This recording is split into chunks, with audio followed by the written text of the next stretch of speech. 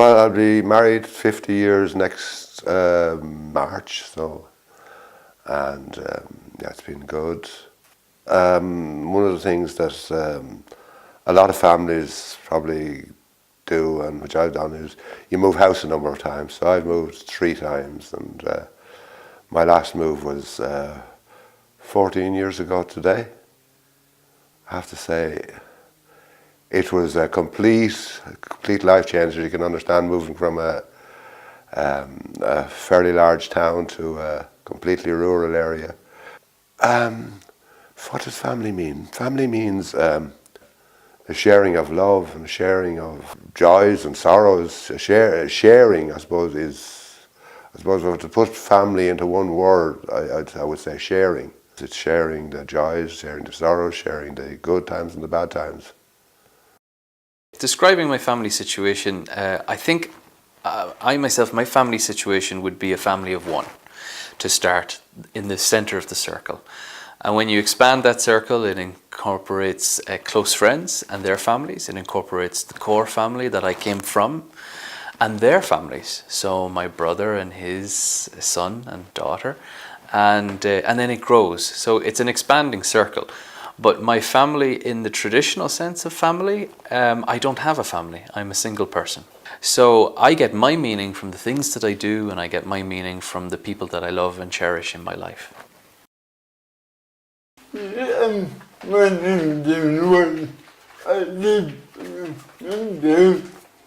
I belong in the all my family in the I have one brother who wanted my dad at the back of the house. My brother loved. I'm thinking at the moment, my mother is very boss. That I've been informed, and he will help me better again. And you're the boss in everything you do. I'm really going to handle them.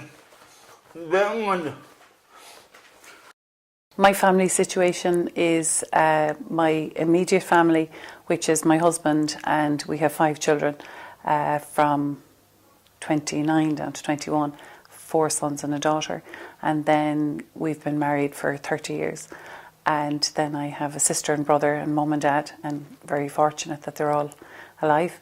And my husband's family then would be quite a big extended family of 6 siblings, and his parents are no longer with us. But we then have a lot of other friends that would have kind of maybe in some situations would have spent time living with us because when houses were being done up and whatever, so they're all part of the family as well. My family situation is I'm recently married. I got married last Christmas, the 29th of December.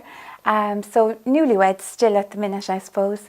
And beyond that, my own family is made up of my mother. My dad passed away quite a number of years ago. And my 2 brothers.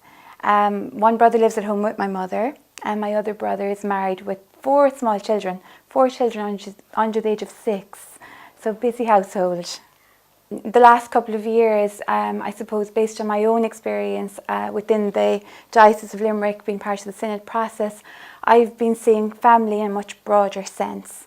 And at the other end of the spectrum, I also see all sorts of family units, and I've seen probably the more, we could call it maybe the more dysfunctional side of family, where families are struggling, where families are lost, where individual members of family are lost. So I suppose over the last 3 years, I would say I've seen both ends of the spectrum.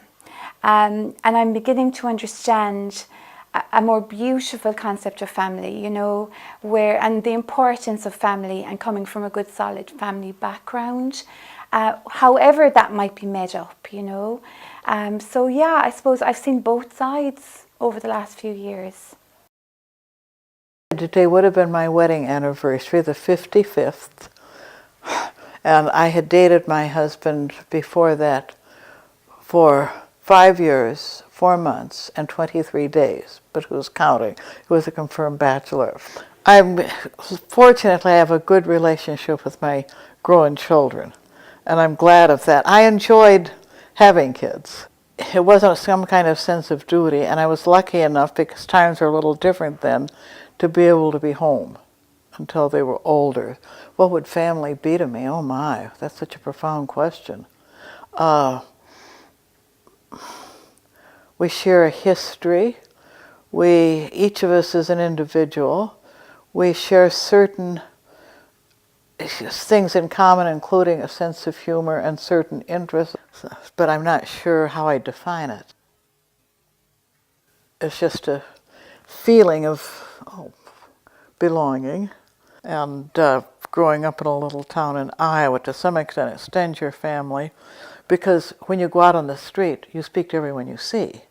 And to this day, if I make eye contact with someone, I've lived in Chicago for 50-some years, but it'll be all but impossible for me to walk down the street and see someone and not speak. After my husband died, I wrote a book about it. This is my way of dealing with things to some extent, called Death of a Husband. And as someone wisely said, you don't get over it, you learn to live with it. Because I still miss him.